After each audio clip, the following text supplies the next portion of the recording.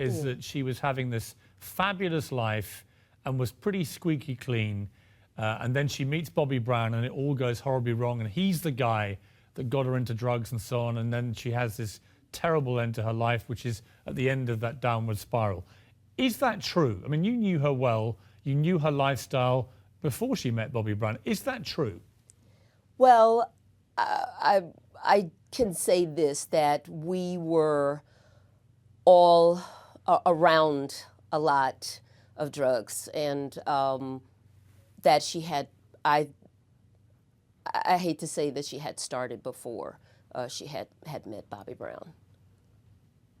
You see, I think that's important, simply for the background to how Whitney ended up in the situation that she ended up in, because it is a presumed assumption that the bad guy in all this is Bobby Brown.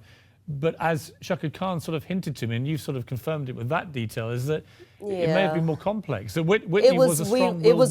It was around us all, and at that time when Whitney had started and had become a star in the '80s, we were just around it all, and there in New York, the AIDS epidemic had begun to take over, and in New York it wiped out not only the Broadway community, but it wiped out quite a few of Whitney's friends, especially her piano player, which she adored, and she treated so wonderfully and loving and warm, and I got to see her again, that light.